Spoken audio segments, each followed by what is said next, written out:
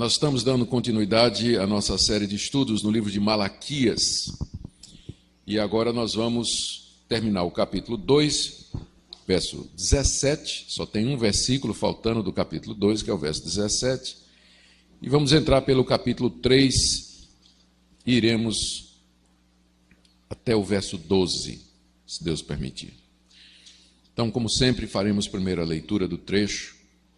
E eu convido a sua atenção, lembrando que o estilo de Malaquias é o estilo dialógico, o sistema de diálogo, de perguntas e respostas, que faz com que o livro seja bastante diferente dos demais livros proféticos do Antigo Testamento. Verso 17 do capítulo 2. Enfadais o Senhor com vossas palavras, e ainda dizeis, em que o enfadamos?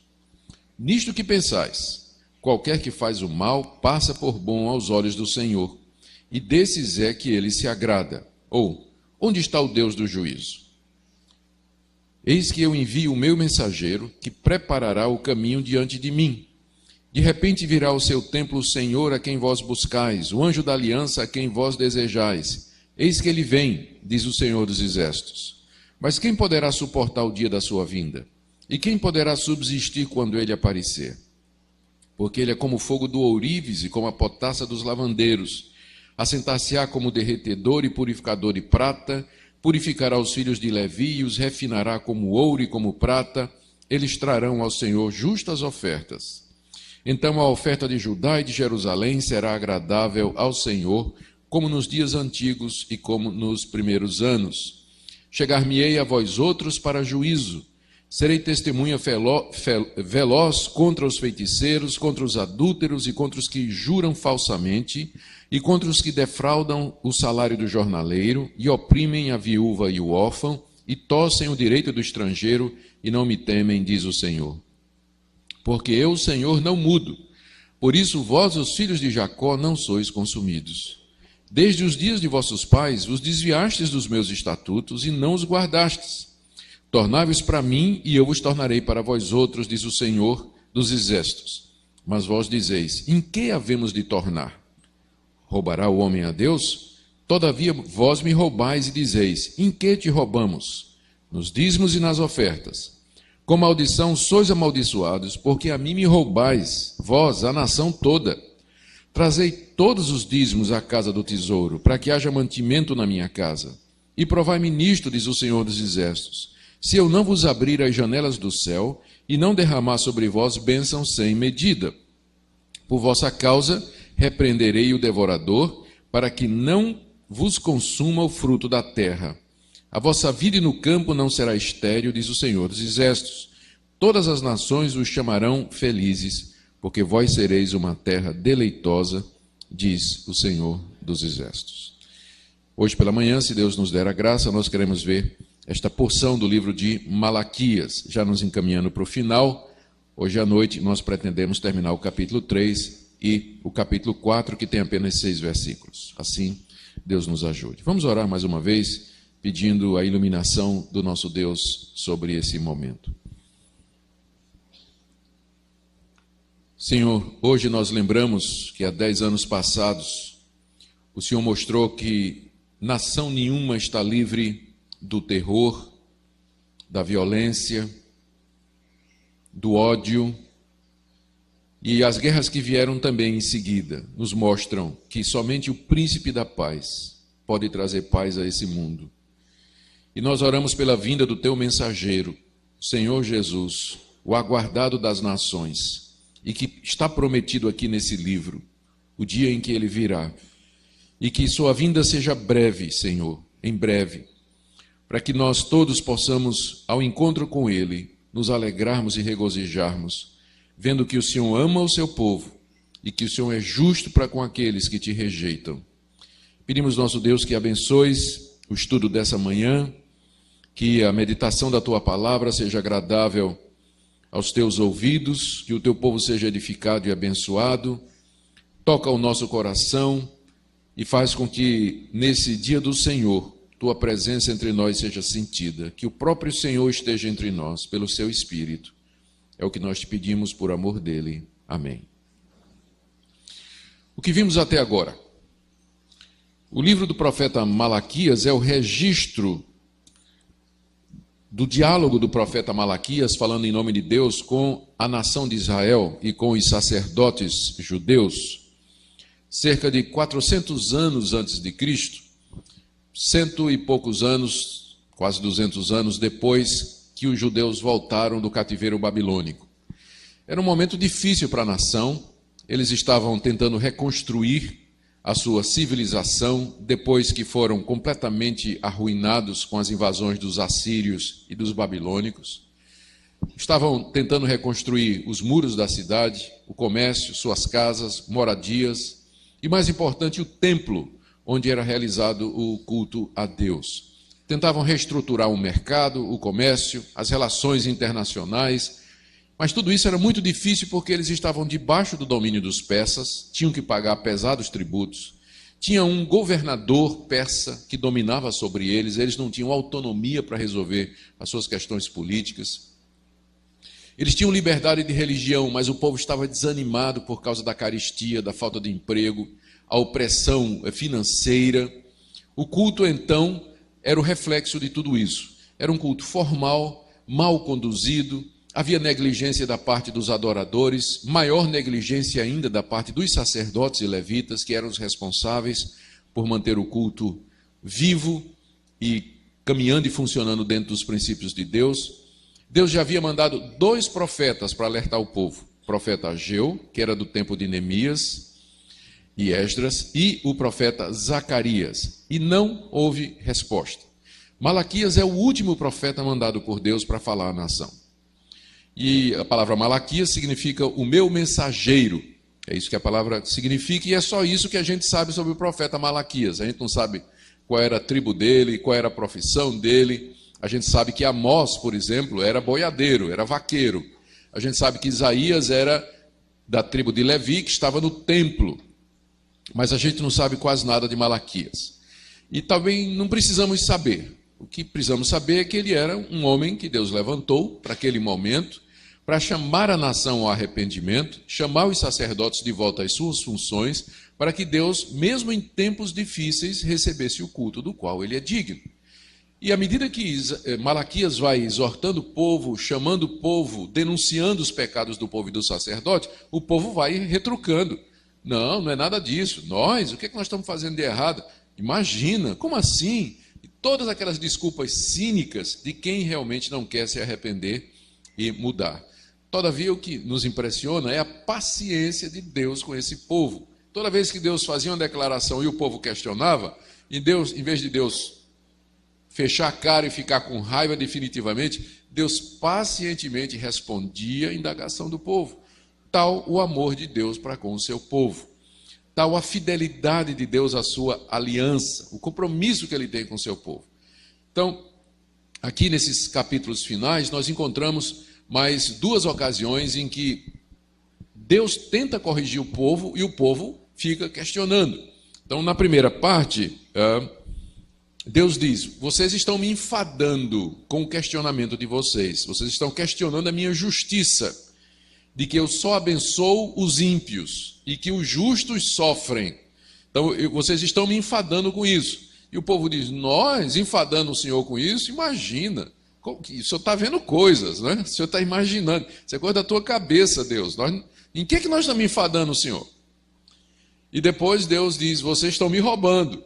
Mas imagina, Deus, nós roubando a Deus, como é que nós vamos roubar a Deus? Roubando em quê? E Deus diz: nos dízimos e nas ofertas. Então são 2 questionamentos do povo, mais uma vez, e ambos relacionados com o culto a Deus. E bem dentro, então, do tema que nós temos tratado até agora. Vamos ver, então, esse primeiro questionamento, não é? O povo estava questionando a Deus no que diz respeito à sua justiça, de que ele abençoava somente os ímpios. Os ímpios prosperavam enquanto os servos de Deus sofriam. Ou seja, vale a pena servir a Deus se quanto mais a gente serve a Deus, mais a gente sofre? A gente vê quem não é temente a Deus aí prosperando, com saúde, enricando. E nós que tememos a Deus aqui é só pancada, dia após dia, dificuldade, doença. Então, será que vale a pena cultuar a Deus se em troca não recebemos nada?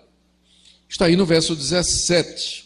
Deus, então, falando através de Malaquias, diz assim: enfadais o Senhor com vossas palavras.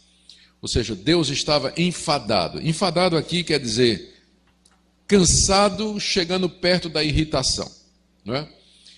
Alguém que já aguentou, mas ele agora ficou enfadado de tanto ouvir as coisas, já saturou, chegou no limite. E Deus estava enfadado com as palavras do povo. A gente sabe na Bíblia que Deus é um Deus paciente, mas a paciência de Deus também tem limites. E tem um momento que Deus diz: eu estou começando a ficar enfadado. Geralmente é o povo que fica enfadado, né, no culto. O pessoal vem, eu sei como é, né? O pessoal vem para o culto, o sermão não está muito bem, aí o pessoal começa, né? E alguns fazem para provocar o pregador, né? Para dizer que está demorando demais. Tem crente que faz isso, né? Está demorando demais. É até merecido, porque tem uns sermões, são famosos sermões espada, né? Comprido e chato. Então, quando o sermão é o sermão espada, o crente fica, né, olhando o relógio. O pessoal fica enfadado, né? O culto está devagar, aquela rotina, o pessoal enfadado. Agora, aqui é o contrário. Quem está enfadado era Deus. O pessoal vinha cultuar a Deus e estava dizendo coisas sobre Deus, e Deus estava enfadado. Era Deus que estava olhando para o relógio, dizendo: quando é que esse culto vai acabar? Eu não aguento mais esse pessoal aqui, já está na hora dessa turma parar com esse culto, porque eu estou enfadado, estou cansado de ouvir o que é que esse povo está dizendo, da maneira como eles estão pretendendo me adorar. Enfadais o Senhor com vossas palavras. E o pior é que o povo não queria aceitar isso, né? Não queria estar consciente disso, de que determinados cultos, na verdade, são enfado para Deus. Que em vez de ser um motivo de alegria para Deus, na verdade, faz com que Deus fique enfadado. Como aqui, né, no verso 17, eles dizem: em que nós estamos enfadando o Senhor? O que é que nós estamos fazendo para fazer com que o nosso culto, a nossa reunião, não te seja agradável, mas assim, ocasião para o seu enfado ou quase a sua irritação? E a resposta de Deus, ainda no verso 17, é porque vocês estão pensando nisso. Não é nem que eles estavam dizendo talvez estivessem fora do culto, mas no coração deles, eles estavam pensando isso. Nisso que vocês pensam: qualquer que faz o mal passa por bom aos olhos do Senhor, e desses é que ele se agrada. Ou, onde está o Deus do juízo? Trocando em miúdos, o que eles estavam pensando quando estavam lá no culto o tempo todo era: será que vale a pena servir a Deus? O que é que eu estou fazendo aqui nesse culto? Porque qualquer que faz o mal passa por bom aos olhos de Deus. Ou seja, Deus é injusto, porque ele abençoa quem faz o mal e não liga para quem faz o bem. Deus se agrada de quem faz o mal. Por quê? É só olhar para as pessoas que fazem o mal. Quem é que enrica? Quem é que tem dinheiro? Quem é que tem carro? Quem é que tem propriedade? Quem é que tem facilidades, conforto? Quem é que coloca os filhos nas melhores escolas? Quem é que tem as melhores roupas, que viaja para o exterior? Os ímpios, o pessoal que não teme a Deus. Então, Deus, já que Deus é quem dá todas as coisas para todas as pessoas, então Deus se agrada de quem faz o mal, porque eu só vejo gente má enricando e prosperando. Enquanto que quem teme a Deus, olha para o povo de Deus, a maior parte é o quê? É um pessoal sofrido, das classes sociais não mais privilegiadas. Então, qual é a conclusão? Quem faz o mal passa por bom aos olhos de Deus, e Deus se agrada de quem faz o mal. Onde está, final do verso 17, onde está o Deus do juízo? Deus não diz que ele é justo? Se Deus é justo, ele devia castigar o mal e recompensar o bom. Ele devia arrebentar a vida de quem o provoca e que quebra os seus mandamentos, mas exaltar, fazer prosperar, dar riqueza, saúde, aqueles que fazem o bem. Ser justo é isso, é dar a cada um de acordo com o merecimento. Mas parece que Deus não é justo. Porque ele não está dando a cada um de acordo com o merecimento. Porque quem faz o mal prospera e quem não faz sofre.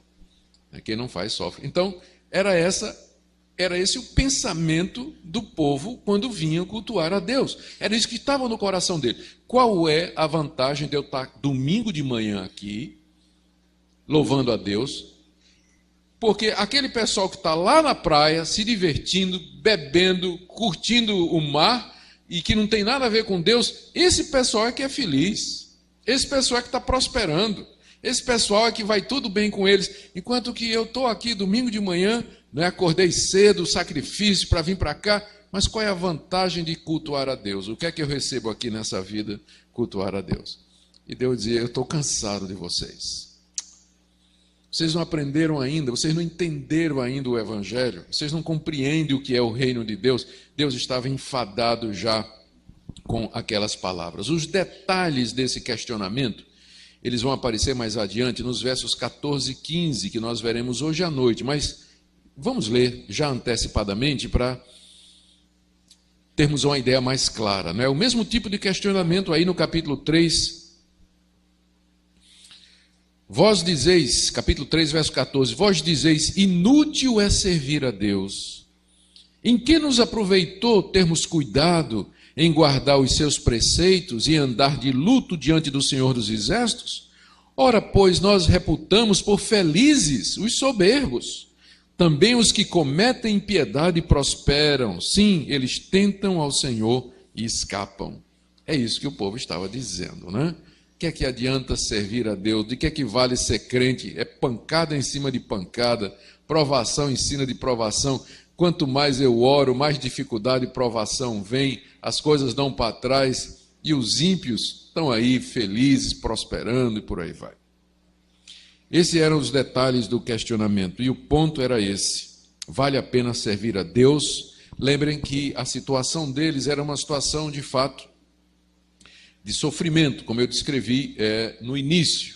Eles eram um povo dominado, não tinham liberdade política, pagavam pesados impostos, a situação financeira era difícil, e aí então eles perguntavam de que é que vale servir a Deus se o povo de Deus é escravo e os adoradores de deuses estranhos dominam sobre nós. E era nisso que eles estavam enfadando a Deus. Gente, esse questionamento da justiça de Deus em lidar com o justo e o injusto é muito antigo.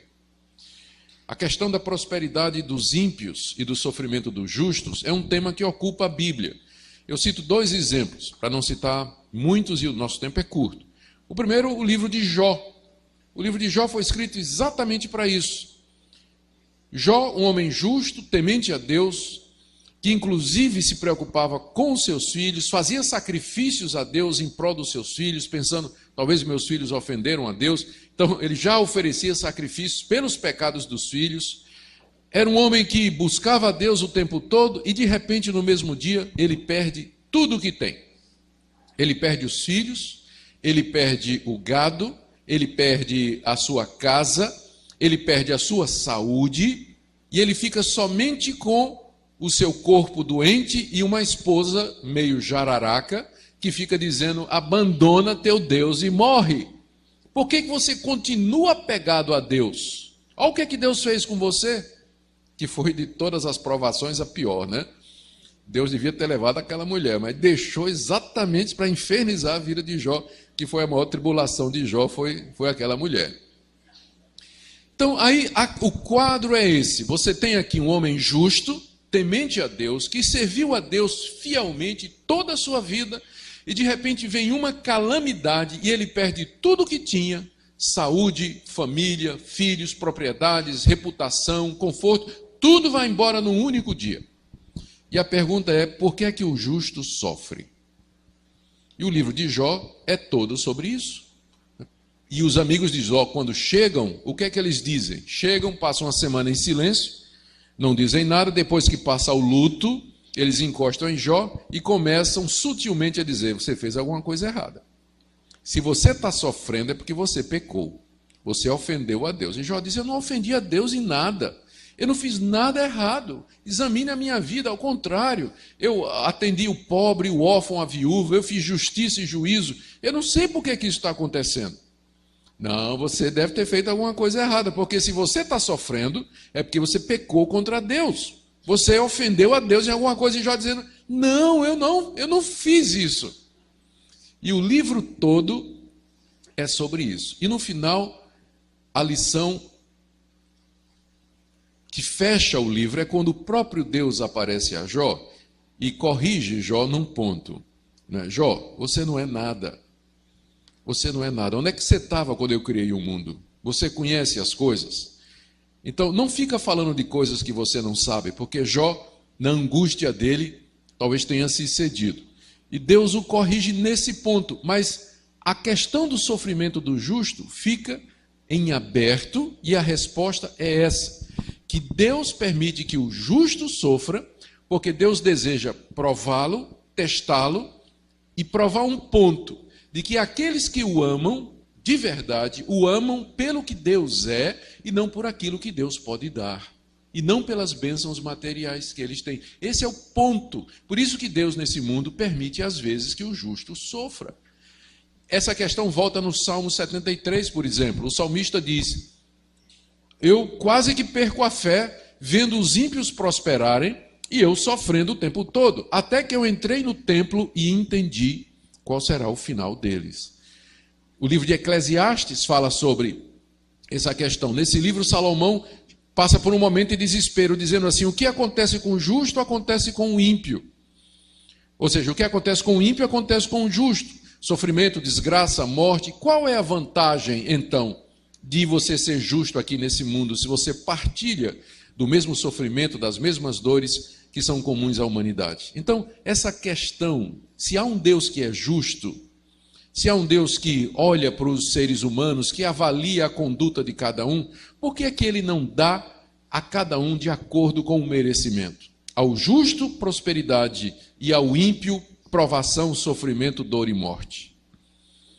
E é isso aqui que o povo de Israel está dizendo a Deus. De que é que adianta te servir se tu és injusto? Nós te servimos, somos uma nação dominada, oprimida financeiramente, enquanto que os adoradores de deuses estranhos, os pagãos, eles estão dominando sobre nós. A resposta de Deus, sim, antes disso, muitos hoje perguntam a mesma coisa. E sabe por que essa pergunta ela é feita hoje por muitas pessoas? É que elas foram induzidas a fazer essa pergunta pelas igrejas neopentecostais, que na verdade são consideradas como seitas, que induzem o povo a pensar que o favor de Deus se mede pela bênção material. É o caso do capítulo 1 que nós estudamos na abertura. Em que o Senhor nos tem amado, se nós estamos vivendo nessa situação? E a resposta de Deus foi: eu amo vocês, a prova do meu amor é que eu elegi vocês e não os irmãos de vocês, que são os edomitas. Vocês são o meu povo escolhido.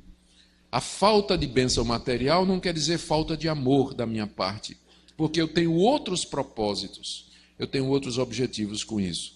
Muitos hoje perguntam se vale a pena servir a Deus, já que eles não prosperam financeiramente, enquanto que os incrédulos, os adoradores de deuses estranhos estão prosperando. A resposta de Deus vem aí do verso 17, na verdade do verso 1 até o verso 5. E a resposta é a seguinte: Deus vai castigar os injustos, Deus vai recompensar os maus, mas não como o povo de Israel pensava e não como o povo de Israel queria. O que é que Deus ia fazer? Qual a reação de Deus a esse tipo de questionamento do seu povo? O verso 1 do capítulo 3, Deus diz: eu vou primeiro enviar o meu mensageiro, eis que eu envio o meu mensageiro, que preparará o caminho diante de mim. Esse mensageiro aqui, com M maiúsculo, era alguém que Deus haveria de mandar, que iria preparar o caminho da sua vinda. E esse mensageiro, de acordo com o texto, ele iria denunciar os ímpios, ele iria encorajar o povo de Deus, e na verdade aqui nós temos uma profecia a respeito de João Batista. João Batista. Deus, 400 anos antes de João Batista aparecer, está dizendo: A minha resposta aos que questionam a minha justiça é essa: eu vou mandar um mensageiro que vai preparar o caminho diante de mim. Eu mesmo irei ao encontro de vocês. Mas só que antes de mim, eu vou ao encontro de vocês fazer justiça. Vocês não querem justiça? Eu vou fazer. Eu vou chegar para vocês. Mas antes disso, eu vou mandar alguém na frente, que vai preparar o caminho. E depois, eu mesmo virei. A segunda parte do verso 1. E de repente, depois da vinda desse mensageiro, virá ao seu templo o Senhor a quem vós buscais. Vocês não estão buscando? Cadê o Deus da justiça? Tudo bem. De repente eu irei ao templo, eu irei ao encontro de vocês, a mim que vocês estão procurando. O anjo da aliança a quem vós desejais, porque vocês estão cobrando a aliança, não é isso que vocês estão dizendo? O Senhor é nosso Deus, o Senhor tem uma aliança conosco, o Senhor é o Todo-Poderoso, nós somos o teu povo, por que o Senhor não atende? Por que o Senhor não nos abençoa? Então eles estavam invocando a aliança que Deus tinha com ele. É isso que vocês querem, a aliança? Tudo bem. Eu vou ao encontro de vocês. O anjo da aliança virá ao encontro de vocês. Agora, e ele virá de repente. Eis que ele vem, final do verso 1, diz o Senhor dos Exércitos. Só que, é claro, isso aqui ele está se referindo a quem? Quem que veio depois de João Batista, que é o anjo da aliança, o Senhor, o desejado dos judeus, o esperado? É o próprio Cristo.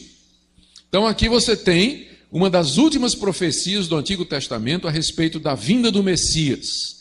A resposta de Deus para a questão da injustiça é a chegada do Messias.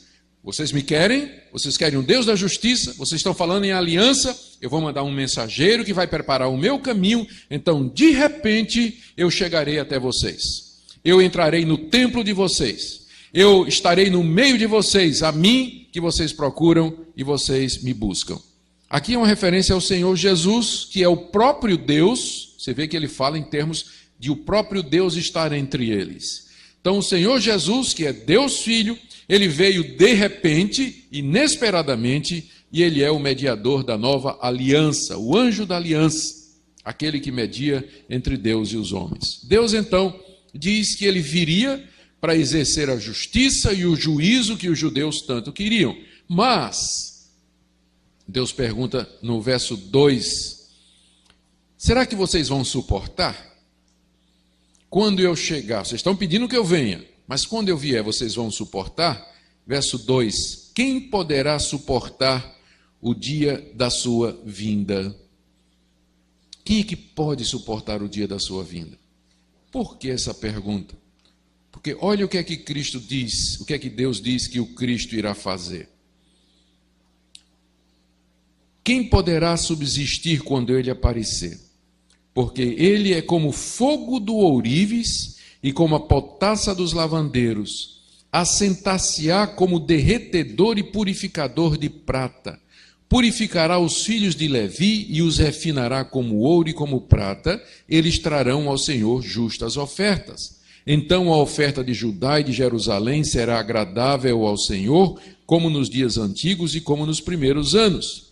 Chegar-me-ei para vós outros para juízo. Veja só, eles queriam que Deus viesse para julgar os ímpios, mas Deus diz, eu vou chegar para julgar vocês, porque o juízo começa na casa de Deus. Chegar-me-ei a vós outros para juízo, serei testemunha veloz contra os feiticeiros. Que feiticeiros? Os feiticeiros do povo de Israel. Contra os adúlteros do mundo, não. Os adúlteros no meio do povo de Israel. Contra os que juram falsamente em nome do Senhor. Contra os que defraudam o salário do jornaleiro, oprimem a viúva e o órfão, e tossem o direito do estrangeiro e não me temem, diz o Senhor dos Exércitos. Deus está dizendo o seguinte, vocês me querem? Tá bom. Vocês estão perguntando, onde está o Deus do juízo? Tudo bem, eu vou ao encontro de vocês, vou mandar um mensageiro, depois eu mesmo virei. A pergunta é, quando eu chegar, vocês vão suportar? Porque eu vou fazer duas coisas. Primeiro, eu vou purificar os sacerdotes. Deus vai começar com os sacerdotes. Vocês não querem justiça? Então, vou começar com a liderança. E ele diz que vai fazer duas coisas com os sacerdotes. Ele diz aí no verso 2, ele é como o fogo do ourives e como a potassa dos lavandeiros. O fogo do ourives. O ourives é quem lida com metal precioso. E como é que o ourives purificava o metal? Pegava o ouro, pegava a prata, submetia a altas temperaturas, a escória queimava, tinha um ponto de fusão mais baixo, queimava cedo, e sobrava então o ouro ou a prata líquidos. O fogo purificava o ouro e a prata. O fogo do ourives, então, era um instrumento pelo qual ele purificava os elementos com que ele trabalhava. Então, Deus está dizendo que o anjo da aliança, Jesus, quando ele vier, ele vai pegar o fogo do ourives e a potassa dos lavandeiros. Potassa era um produto, ainda hoje é usado, para tirar mancha encruada, né? Acabar com sujeira de tecido. E era o que o lavandeiro usava para tornar as vestes e as roupas, os tecidos mais alvos do que a neve. Então a semelhança do ourives que purifica o ouro e do lavandeiro que usa potassa esfregando para limpar as vestes, Deus vai fazer isso com os sacerdotes. Veja a figura que ele usa aqui no verso 3. Ele se assentará como derretedor e purificador de prata, e purificará os filhos de Levi, os sacerdotes que trabalhavam no templo, e os refinará como ouro e prata. E aí eles trarão ao Senhor justas ofertas. Eles estavam reclamando da injustiça, mas as ofertas que eles estavam trazendo eram injustas. O coxo, o aleijado, o rasgado que não prestava, não é isso? E agora eles trariam justas ofertas a Deus. Então, verso 4, o culto a Deus será agradável. A oferta de Judá e de Jerusalém será agradável ao Senhor, como nos dias antigos e como nos primeiros anos. A resposta de Deus aqui é surpreendente, né? Por isso você precisa ter cuidado. De vez em quando eu ouço os nossos irmãos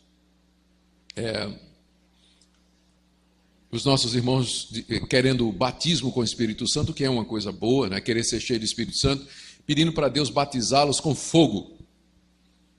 O batismo com fogo em Mateus não é a mesma coisa do batismo com o Espírito Santo. João Batista disse: quando ele vier, ele vos batizará com Espírito Santo e com fogo. E em seguida, João Batista explica: com a pá ele vai recolher o trigo no seu celeiro. Isso é o batismo com Espírito, que significa conversão e o ajuntamento do povo de Deus. Mas lançará palha no fogo eterno para ser consumida. Isso é o batismo com fogo. Então, quando você pede que Deus lhe batize com fogo, tenha cuidado com o que você está pedindo. Né? Cuidado com o que você está pedindo. Tá? Você quer ser batizado com o Espírito Santo, cheio do Espírito Santo, cheio do poder de Deus. Porque o fogo na Bíblia tem essa conotação. O pessoal dizia: queremos o Deus da justiça, queremos o Deus do juízo. E Deus disse: está bem, eu vou. Mas vocês vão aguentar quando eu chegar? Porque eu vou começar com vocês. Às vezes a igreja diz assim: Deus, o mundo não presta mais, chegou o fim do mundo. A nossa cultura, a nossa sociedade se desviou tanto, é uma imoralidade, Senhor, faz alguma coisa. E a resposta de Deus é: bom, eu vou fazer, mas então eu vou começar com vocês. Vou começar com os sacerdotes. Começar com os sacerdotes. Vou me sentar, pegar os sacerdotes e vou purificá-los como o ourives purifica a prata e o ouro. Então, o culto a Deus será outra vez agradável.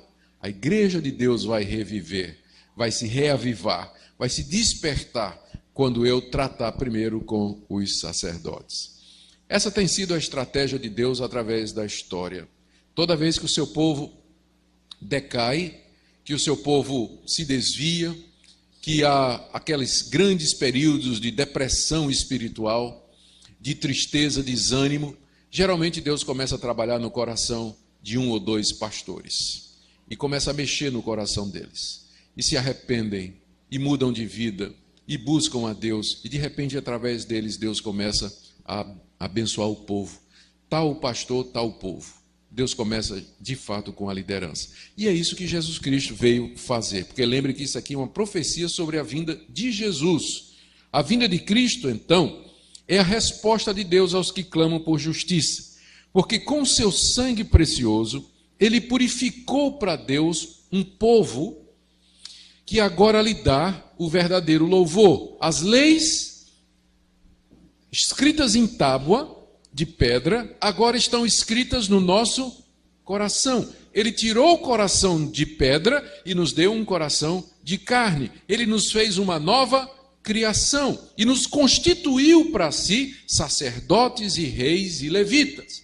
Então, a vinda de Cristo representa essa purificação do povo da antiga aliança. E Deus agora tem para si um povo que o adora em espírito e em verdade. Essa é a resposta dele. Eu vou mandar o purificador, o anjo da aliança, que vai purificar os sacerdotes, purificar o povo, e eu terei finalmente um povo para o louvor da minha glória.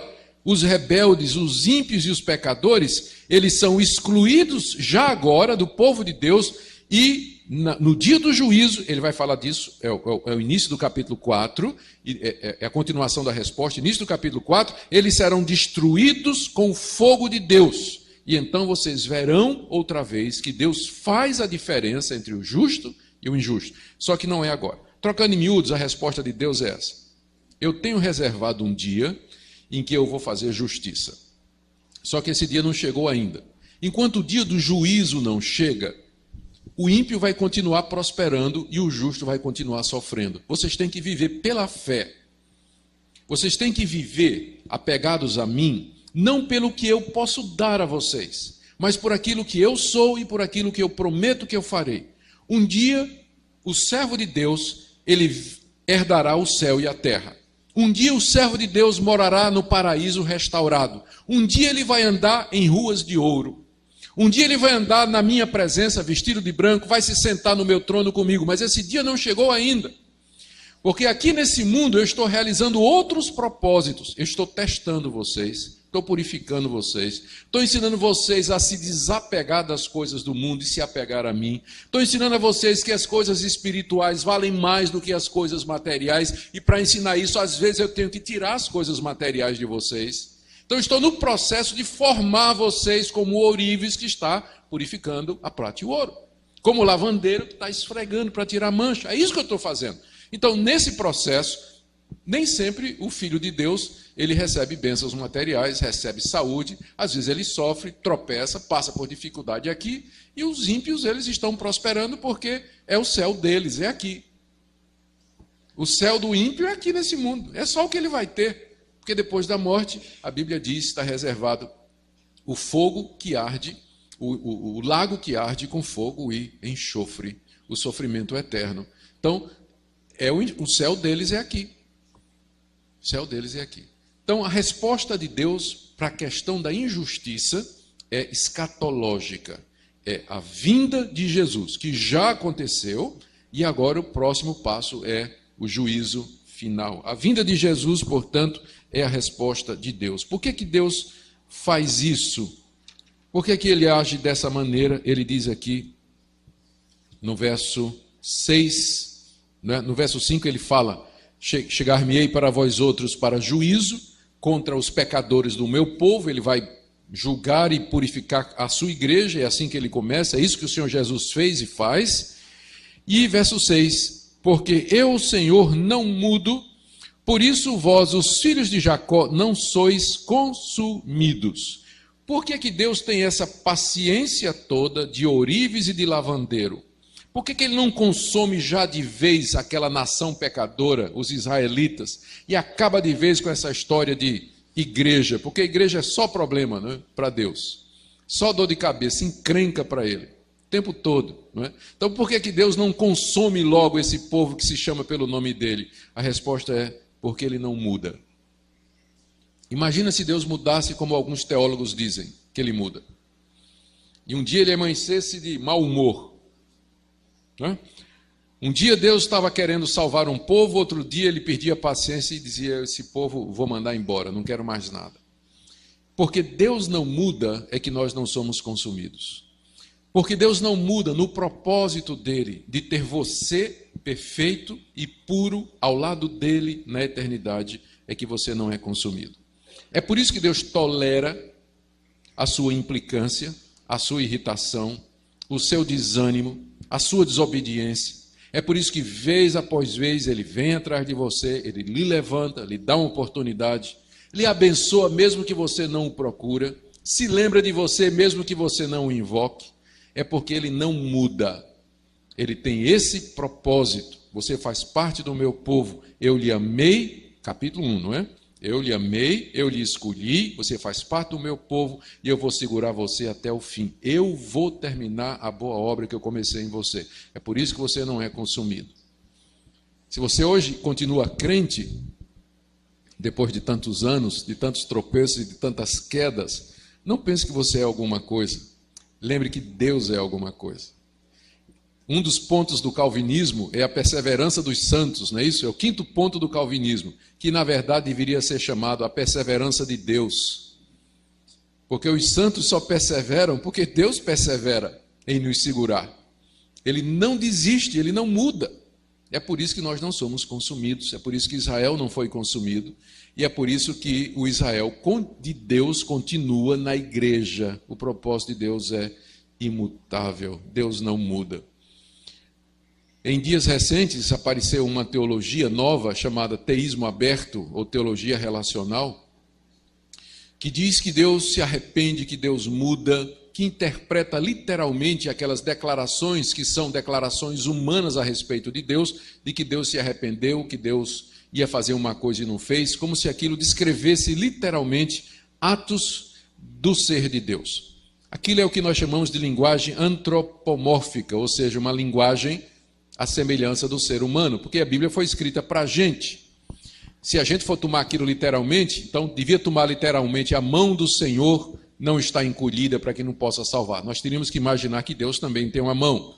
Como Deus escreveu a Bíblia para homens, ele disse a mão do Senhor, que significa a sua ação. Se ele tivesse escrito uma Bíblia para os elefantes, ele teria dito a tromba do Senhor não está encolhida, não é?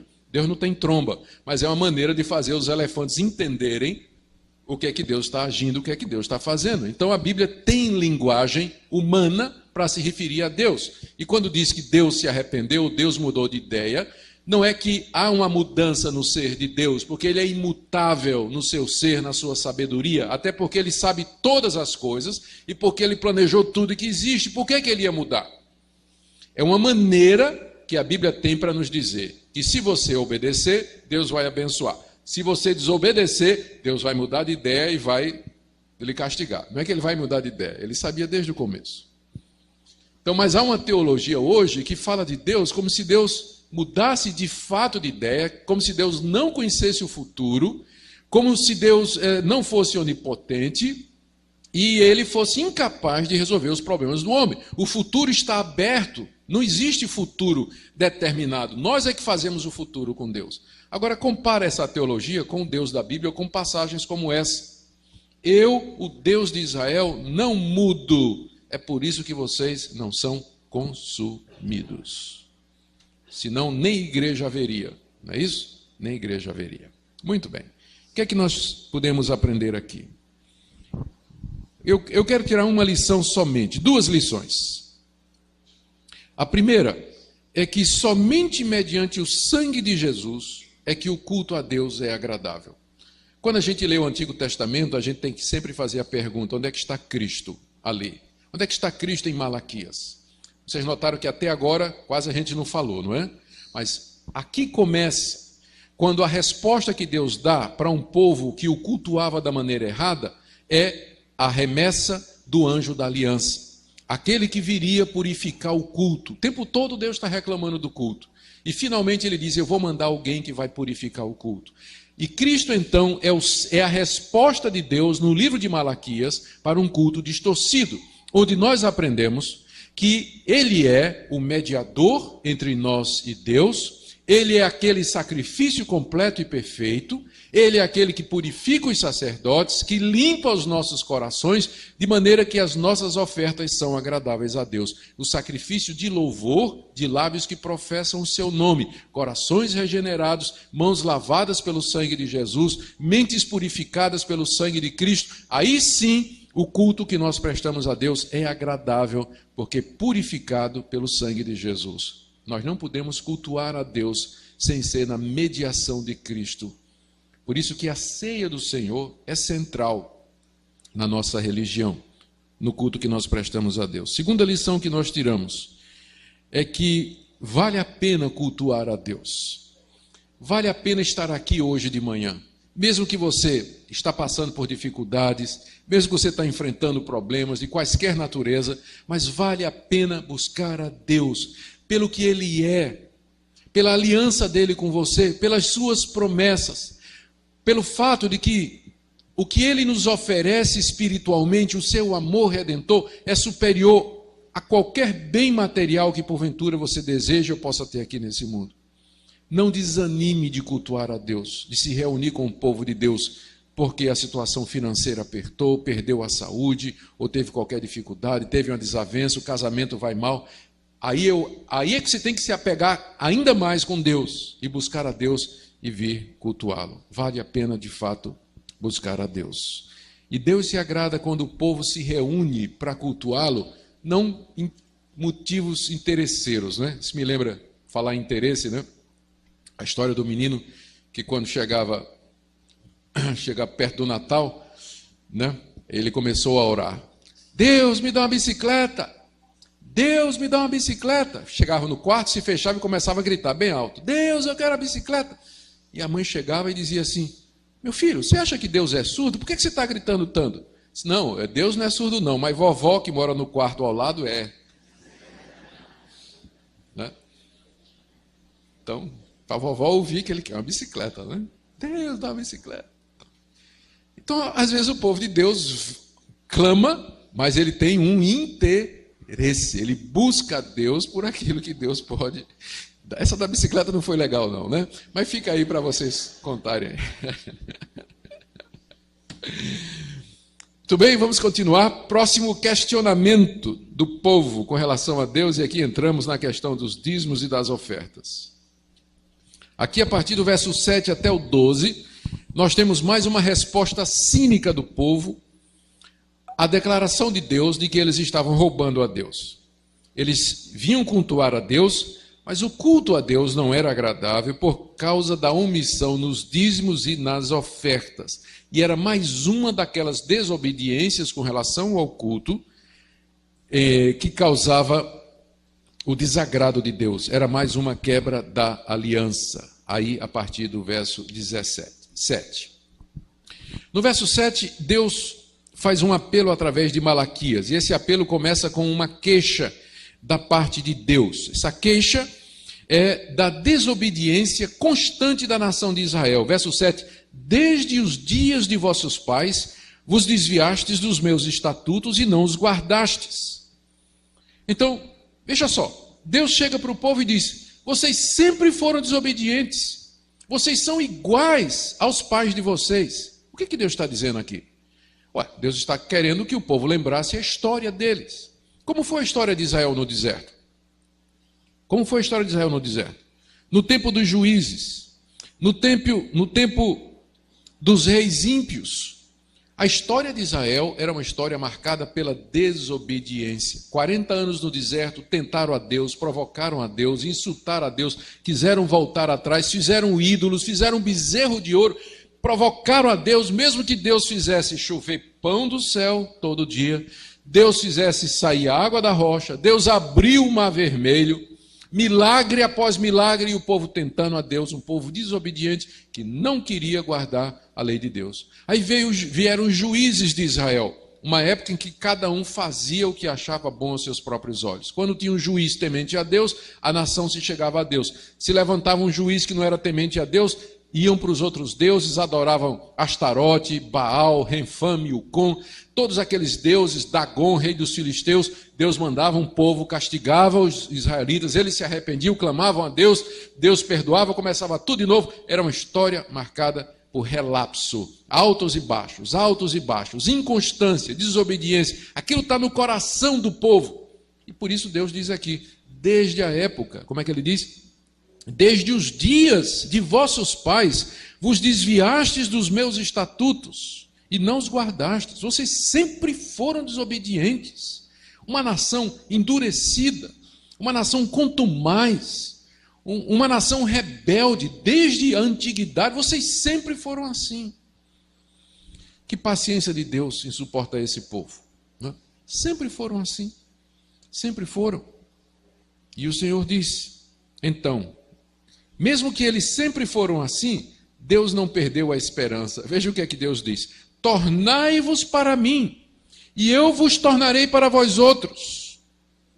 Apesar do histórico de desobediência, Deus ainda tinha esperança de que a nação se arrependesse. Voltem para mim, se arrependam desses pecados que vocês estão cometendo, e aí eu me tornarei para vocês. Vocês estão reclamando que eu não estou aceitando o culto de vocês, que eu não respondo às orações de vocês, que eu não estou dando prosperidade, que eu não estou abençoando vocês. Mas qual é a razão? É que vocês sempre se desviaram dos meus caminhos. Vocês sempre me desobedeceram. Voltem para mim, que eu me volto para vocês. Aqui nós temos que entender os termos da aliança de Deus com o povo para poder entender essa passagem aqui. Quando Deus tirou a nação de Israel do Egito e fez uma aliança com ela no Monte Sinai, a aliança funcionava da seguinte maneira: a obediência traz a bênção e a desobediência traz o castigo. Se vocês guardarem os meus estatutos, andarem nos meus mandamentos, fizerem a minha vontade, me cultuarem de acordo com os meus preceitos, então eu vou abençoar vocês. Se vocês me desobedecerem, quebrarem os meus estatutos, forem para outros deuses, se esquecerem de mim, virarem as costas para mim, cometerem injustiça, então eu vou mandar tudo quanto é praga contra vocês. Esses são os termos da aliança. Eu sou o Deus de vocês, vocês são o meu povo. A obediência traz a bênção, a desobediência traz o castigo. Então, na aliança, nos termos da aliança, Deus então pode fazer esse tipo de declaração: se vocês se voltarem para mim, eu me voltarei para vocês. Se vocês me buscarem, vocês vão me encontrar. Se vocês se arrependerem, eu perdoo vocês. Mas eu quero de vocês essa atitude de arrependimento e de mudança, em vez de vocês ficarem reclamando porque é que eu não atendo vocês. Eu não atendo vocês por isso. Então, se cheguem para mim e eu me chego para vocês. Deus, então, graciosamente oferece a eles a oportunidade do arrependimento e da mudança. Mas qual foi a reação do povo no final do verso 7? Mas vós dizeis: em que havemos de tornar para ti, Deus? Por quê? Em quê? O que é que nós estamos fazendo errado? Me arrepender de quê? Não estou fazendo nada errado.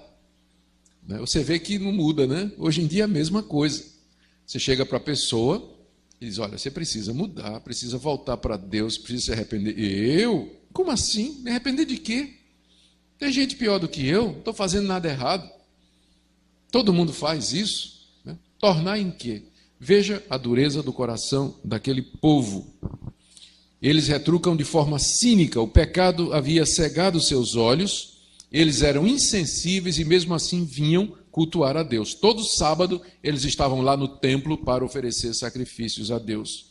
Deus responde então a pergunta deles com uma outra pergunta e resposta no verso 8. Porque eles perguntaram: o senhor quer que a gente torne em quê? Que a gente se arrependa de quê? Deus responde com uma pergunta no verso 8. Roubará o homem a Deus? Será que o homem pode roubar a Deus? Aí Deus responde: todavia vós me roubais e ainda dizeis: em que te roubamos? Resposta: nos dízimos e nas ofertas. O povo estava roubando a Deus nos dízimos e nas ofertas. Em que sentido? A palavra roubar aqui significa literalmente tirar pela força, no hebraico. Era uma apropriação indébita violenta. Era mais do que furto. Tem uma diferença de furto, latrocínio e roubo, né? Tem uma diferença. Aqui é o termo mais pesado. Eles estavam mesmo que tomando a parte que era de Deus, com violência. E por que Deus diz que isso é roubo? Porque na lei do culto, no Antigo Testamento, havia a determinação de que o israelita devia trazer como oferta para Deus 10% de tudo que ele tinha. 10% do rebanho, 10% da colheita, 10% do dinheiro da sua propriedade, os dízimos de tudo que ele possuía. O israelita devia trazer. Isso fazia parte do culto do Antigo Testamento. Da mesma maneira que eles estavam oferecendo pão imundo, animal coxo, animal dilacerado, eles não estavam trazendo o dízimo todo. Eles estavam trazendo uma parte, estavam trazendo dízimo nenhum. Eles não estavam cooperando, trazendo as ofertas para o sustento do povo de Deus. O dízimo era determinado para o sustento dos levitas. Nós já falamos aqui que eles eram a tribo que se dedicava exclusivamente ao serviço de Deus. Eles tinham que ser sustentados, eles não trabalhavam a não ser no templo. Então o sustento deles vinha desse dízimo que era trazido por todo o israelita para a casa de Deus. O povo então, como parte ou como elemento constitutivo daquela baixa religiosa, daquele desânimo religioso, eles estavam retendo a parte de Deus, os 10% que pertenciam a Deus. E isso continua acontecendo até o dia de hoje. Quando a situação financeira aperta, a primeira coisa que a gente para de dar é o dízimo, né? A oferta diminui, o dízimo diminui, a gente está apertado, aí corta na parte de Deus. Igual aquele menino que a mãe deu 2 moedas e disse, vai para a igreja e leva essas 2 moedas. Essa moeda aqui de R$1, você vai comprar um picolé. E a outra é uma oferta para Deus. Aí o menino foi correndo, tropeçou, aí uma das moedas caiu no bueiro. Ele disse, e lá foi a moeda de Deus. É sempre a moeda de Deus que vai primeiro, né? A do picolé ficou com ele. É sempre assim. Então, era o que estava acontecendo, né? E Deus dizendo, vocês precisam se arrepender disso. E o povo cinicamente perguntando, e Deus dizendo, vocês estão me roubando. Por causa, eu entendo, da situação financeira, do desânimo geral, estavam deixando Deus em segundo lugar, para não falar da avareza, da incredulidade e do egoísmo.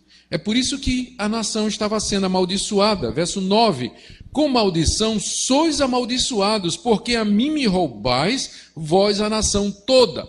Os dízimos faziam parte da aliança de Deus com Israel, fazia parte das leis cerimoniais relacionadas com o culto. Então, o problema aqui não era o dízimo, o problema era a desobediência. Eles não estavam cumprindo aquilo que Deus exigia na aliança, fazia parte do culto, e eles não estavam fazendo isso. E por isso Deus os estava amaldiçoando. E aqui está a razão pela qual eles não estavam prosperando. E depois estavam reclamando de Deus. Deus, o ímpio prospera.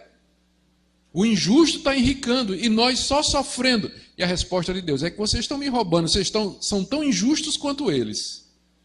Vocês são tão ímpios quanto eles, porque vocês estão me desobedecendo também. A única diferença é que vocês vêm para a igreja, mas no coração vocês são iguais aos ímpios. Me desobedecem do mesmo jeito. A diferença é que os ímpios domingo de manhã estão na praia e vocês domingo de manhã estão aqui, mas é a mesma coisa, a atitude é a mesma, não tem diferença nenhuma.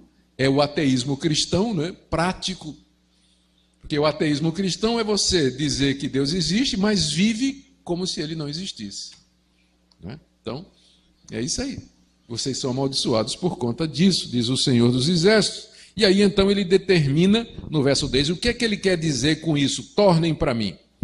Trazei todos os dízimos à casa do tesouro, para que haja mantimento na minha casa, e provai-me nisto, diz o Senhor dos Exércitos, se eu não vos abrir as janelas do céu e não derramar sobre vós bênção sem medida. Deus então determina que eles tragam todos os dízimos. A tradução aqui pode ser, no hebraico, o dízimo todo, que eu acho que é a melhor tradução. Não, embora tinha vários tipos de dízimos, mas eu acho que o contexto aqui favorece a tradução, tragam o dízimo todo.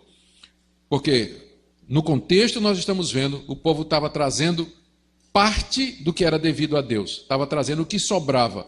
Então, nesse sentido, eles não estavam trazendo todo o dízimo, mas uma parte dele. Deus diz, não, você tem que trazer tudo. A casa do tesouro era um local no templo onde era armazenado o dízimo do povo. É onde ficavam os animais, ficavam os grãos que eram trazidos, as ofertas, a flor de farinha, tudo que era trazido, o dinheiro, era lá que era guardado para suprir a casa de Deus, verso 10, para que haja mantimento na minha casa. O mantimento aqui era um material para os sacrifícios e o sustento dos sacerdotes, e também havia caridade para com os órfãos e as viúvas. Então a casa de Deus precisava ter mantimento e dependia então da fidelidade do povo em trazer os dízimos e as ofertas. E Deus então os desafia, final do verso 10, a fazer prova dele, dizendo, se vocês fizerem isso, Eu vou abrir as janelas do céu e derramar sobre vocês bênção sem medida. Não é o ato de dar o dízimo em si, como se fosse uma negociata com Deus, mas era uma questão de cultuar a Deus como Deus havia determinado. E no culto do Antigo Testamento, o dízimo fazia parte integrante. Então, não é a questão do dízimo em si, como hoje é enfatizado. O dízimo passa a ser uma coisa mágica, uma negociata com Deus. Se você der o dízimo, Deus vai lhe abençoar. É só estudar o contexto e você vai ver que a questão do dízimo não era a questão do dízimo, mas é uma questão da obediência do povo, de cumprir os termos da aliança que Deus tinha feito com eles, de cultuar a Deus da forma correta. Se você me pergunta se o dízimo vale para nós hoje no Novo Testamento, eu já vou tentar responder essa pergunta, que ela vai aparecer nas perguntas e respostas, né? Então, eu já vou tentar esvaziar aqui, ou pelo menos já abrir a discussão aqui.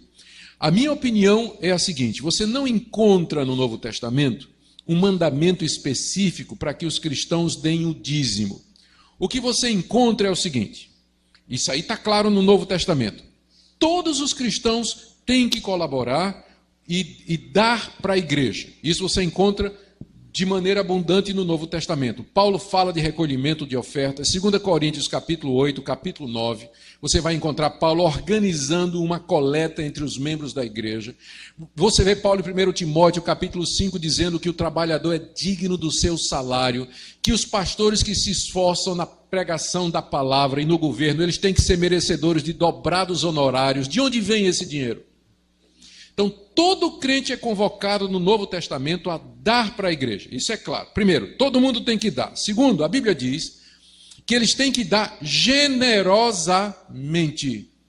Não pode, Deus ama a quem dá com alegria. Não é dar assim, não é? Feito os israelitas estavam dando aqui, o ceguinho, o coxo, dilacerado, o aleijado, mas dando com alegria, dando com abundância.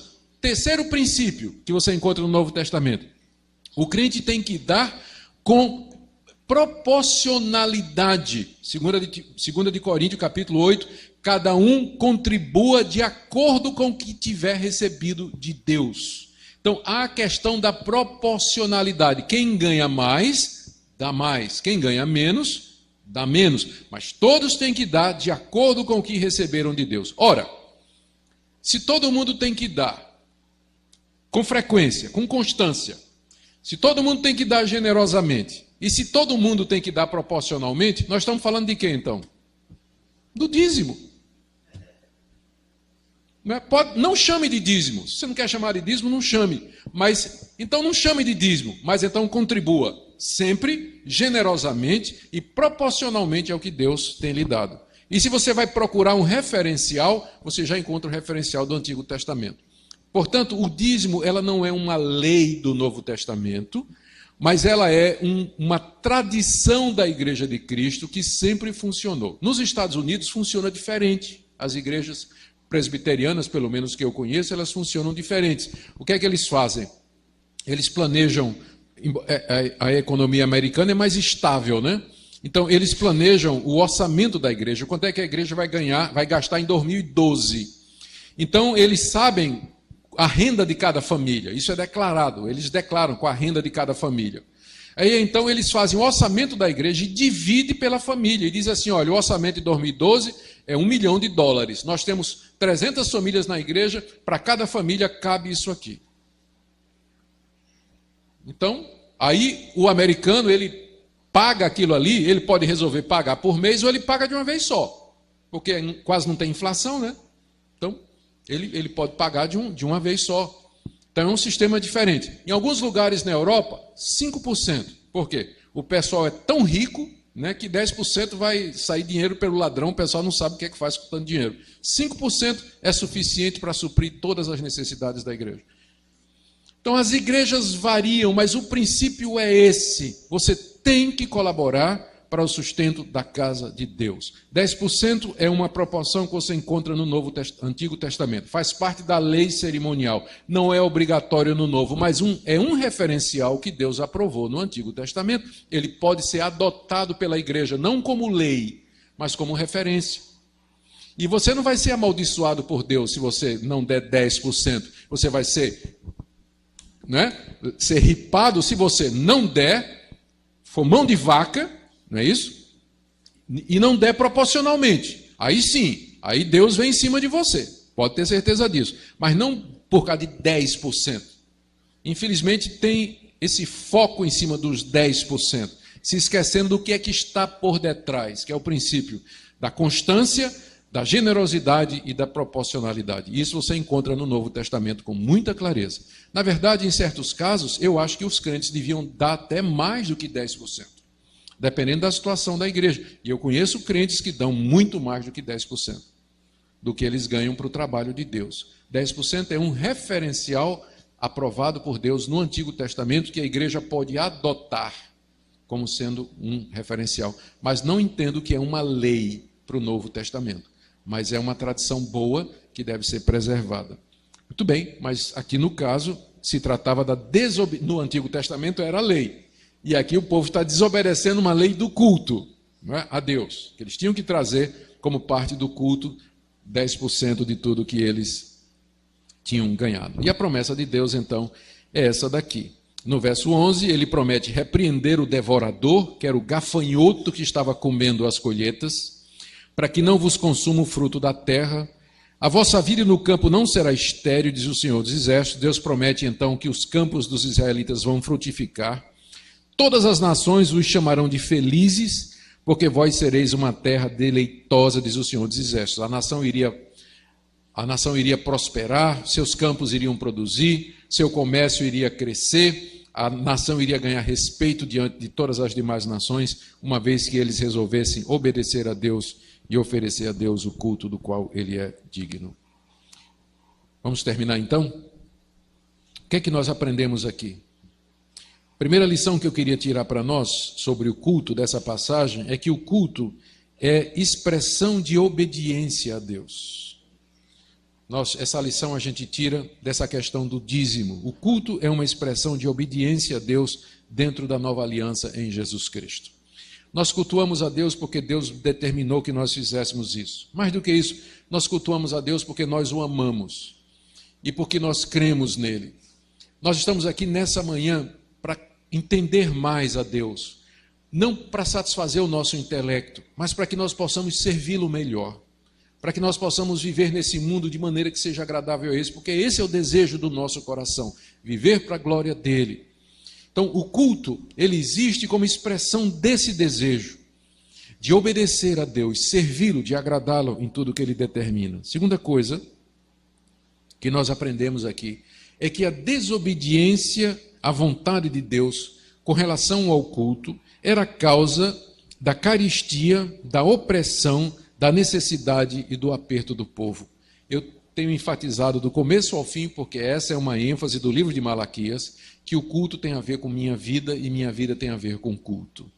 Se eu cultuo a Deus da forma correta, busco a Deus como Ele me determinou e o faço de todo o coração, isso vai ter reflexos na minha vida. E o caminho contrário também é verdadeiro. Se minha vida é uma bagunça, e se eu desobedeço a Deus, e há dois casos aqui que foram tocados, que era casamento misto e divórcio, isso afeta também o culto a Deus. Agora aprendemos mais um, que é a questão financeira.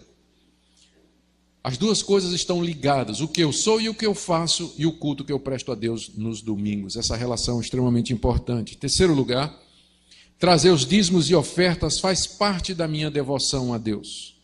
Pode ser que eu não faça isso durante o momento de culto, mas eu tenho que trazer para Deus como prova do meu amor e da minha gratidão, generosamente, constantemente e proporcionalmente de tudo aquilo que Ele me dá. É impensável um filho de Deus que não põe a mão no bolso com alegria para contribuir para a casa de Deus. Para a causa do pobre, do órfão, da viúva, para a causa missionária, para o mantimento da casa de Deus. É impensável um filho de Deus que não sinta no seu coração o desejo de fazer isso. Por último, Deus promete nos abençoar quando nós formos fiéis à sua aliança, especialmente no culto a Ele. Amém? Que livro extraordinário, né? O livro de Malaquias nos ensina todos estes pontos com relação ao culto. Quem tem ouvidos para ouvir, ouça. Oremos. Obrigado, Senhor, por Tua palavra. Obrigado que o Senhor nos tem abençoado com prosperidade, apesar de nós. Obrigado porque o Senhor não muda, é por isso que nós não somos consumidos. Eu quero pedir agora, Senhor, pelos teus filhos e filhas que aqui se encontram, que o Senhor fale aos seus corações, para que abram não somente o coração, mas também a bolsa, o bolso, a carteira, como expressão de gratidão e generosidade, Senhor, ofertem para sustento do teu povo, do teu trabalho, sustento de missionários, dos pastores, para o socorro dos pobres e das viúvas, ó Senhor. E, Senhor, ouve o teu povo. Senhor, nós clamamos por justiça aqui nesse mundo. Aguardamos a vinda do Senhor Jesus, quando Ele haverá de estabelecer juízo sobre a terra. E até lá, nos purifica, Senhor. Pedimos que cuide de nós, que nos purifiques como o ourives faz com a prata e o ouro, para que o culto a Ti seja agradável. Abençoa essa igreja e o seu povo que aqui congrega, em nome de Jesus. Amém.